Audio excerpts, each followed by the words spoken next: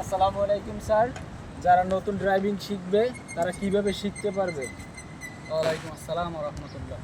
আপনি খুব সুন্দর একটা প্রশ্ন করছেন।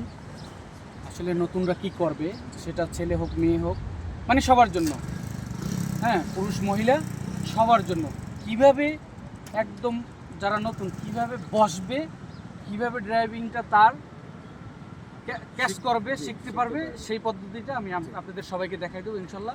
আমাকে একটু সাইড দেন, আমি একটু আমার কাছে আসি।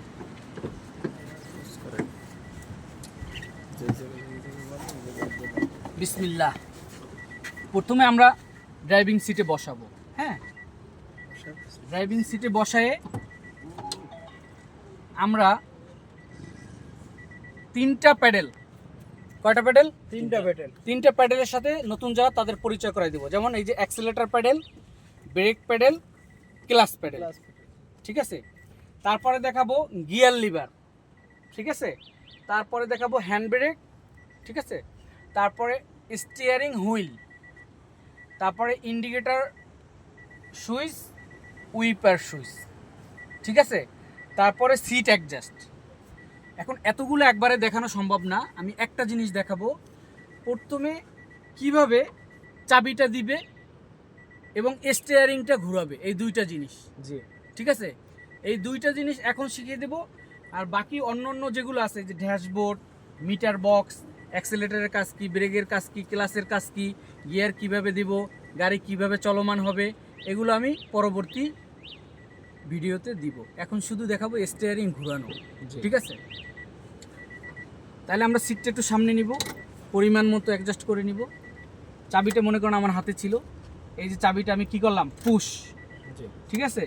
এই যে স্টিয়ারিংটা মনে করেন লক, তার চাবিটা কি করব, পুশ করব। তারপর একটু ব্যাগে একটু মোচড় দিব, ব্যাগে মোচড় দিয়ে এটা একটু চাপ দিব, ঠিক আছে। চাপ দিয়ে সামনে মোচড় দেবো, লক খুলে গেল, কেমন। তারপরে কি করব, অন করব। অনের পরে এই দেখেন পাওয়ার আসবে, ঠিক আছে। পাওয়ার আসার পরে কি করব, স্টার্ট, ঠিক আছে। বাস, এখানে আরেকটা কাজ আছে আমাদের। এখানে গাড়ি যদি সিএনজিতে চলে তাহলে সিএনজি সুইচ দিয়ে নেব, আর যদি অকটেনে চলে অকটেনে ডাইরেক্ট অকটেনে দিয়ে নিতে পারি। আর শুধু যেটা অকটেনে চলবে সেটা তো অকটেনেই চলবে, সেটা সিএনজির কোনো কাজ নাই। যাকে এটা পরের বিষয়ে আলাপ করব। এখন আমরা শিখব যে শুধু স্টিয়ারিংটা কিভাবে ঘোরাবো, কেমন। আমরা স্টিয়ারিং এই ডান পাশে উপর সাইডে হাত রাখবো, বাম হাতটা বাম পাশে রাখবো, কেমন। এইভাবে ইজিলি ধরে আমরা এইভাবে ঘুরাইতে পারি। কিন্তু এইখানে একটা নিয়ম আছে, স্টিয়ারিংটা আপনি কিভাবে ঘুরাবেন এবং ডানে এবং বামে কাটার পরে কিভাবে স্টিয়ারিং সোজা হবে, এটা একটা নিয়ম আছে। প্রথমে আমি এই যে এখানে হাতটা রাখলাম, হাতটাকে এখানে রাখবো না এখানে রাখবো। হাতটা রাখার একটা নিয়ম, সেটা হলো আমরা ঘড়ির 10 মিনিটের কাঁটাটা যেখানে থাকে এইখানে আমরা ডান হাতের হাতটা রাখবো স্টিয়ারিং, ওকে। তাহলে রাখার পরে আমরা এই যে ডানে একটা মোচড় দিতে পারি, বামে একটা মোচড় দিতে পারি, অথবা হাতের তারা দিয়া এইভাবে স্টিয়ারিংটাকে ডানে ফুল ঘুরাই নিতে পারি, আবার ডানে ঘুরাই নিতে পারি এভাবে, আবার ফুল বামে ঘুরাই নিতে পারি। এখন আমরা অনেকেই যারা নতুন বা হাফ শিখছি বা মোটামুটি ড্রাইভ করতে পারি, স্টিয়ারিংটা সোজা হয় কিভাবে সেইটা আমরা জানি না। তাহলে সেইটা আমার এই ভিডিওটা যদি দেখেন আপনারা সবাই, তাহলে কি হবে, শিখতে পারবো আমরা। সেইটা আপনারা ক্লিয়ারলি বুঝতে পারবেন যে স্টিয়ারিংটা সোজা হবে কিভাবে বা চাক্কা সোজা হবে কিভাবে। যেমন এটা বামে কাটা আছে, কেমন। জি, বামে কাটা থাকলে আমি কি করব, একটা স্টিয়ারিং হুইলের একটা নির্ধারিত জায়গায় একটা কি করব, ম্যাপ করব নতুন শেখার জন্য। এই যে এখানে একটা দাগ দিলাম, ঠিক আছে। দাগ দেওয়ার পরে আমার স্টিয়ারিং বামে আর যাচ্ছে না। এখন কয় রাউন্ড ফুল ডাইনে ঘুরে সেটা আমার আগে জানতে হবে। এখান থেকে শুরু করলাম, আবার এই দাগটা ঘুরে এখানে আসলেই 1 রাউন্ড হবে, কেমন। জি, তাহলে এই যে ঘুরে ঘুরে এই যে দাগটা এখানে আসলো, কেমন, 1 রাউন্ড।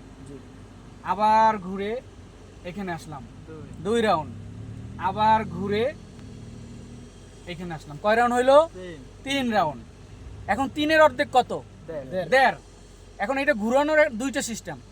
এই যে এখানে সোজা এই ফাঁকা জায়গাটা, এই যে এয়ার বাইস লেখা আছে, হ্যাঁ, এর নিশান লেখা আছে, এটা যদি আমি নিচে দেই আর এই ফাঁকা জায়গাটা যদি উপরে দেই, এই যে দিলাম, এটা হলো কত? হাফ। হাফ। আবার যদি এটা হাফ ঘুরাই, এটা হাফ এক এক এক। আবার যদি হাফ ঘুরাই তাহলে কত হলো? দেড়। এই যে দেড়। এখন আমার চাক্কাও সোজা, স্টিয়ারিংও সোজা। সোজা। এখন আবার যদি আমার বামে ফুল কাটা থাকে, হাফ, আবার হাফ, আবার হাফ, 3 হাফে কত হলো? দেড়। এখন আরেকটা সিস্টেম আছে, এখানে যে আমরা আগে কি করছি, একটা মার্কিং করছি, মার্কিংটা আমরা পুরো 1 রাউন্ড ঘুরাইলাম, এই যে 1, তারপর কি হাফ, তাহলে দেড় হয়ে গেল। জি। এভাবেও ঘুরাইতে পারি, হাফ হাফ করেও ঘুরাইতে পারি। ঘুরাইতে পারি। তাহলে আমরা যদি এই ঘুরানোর ম্যাপটা বুঝি তাইলে বুঝতে পারবো যে স্টিয়ারিং সোজা আছে না বাঁকা আছে, বা চাকা সোজা আছে না বাঁকা আছে।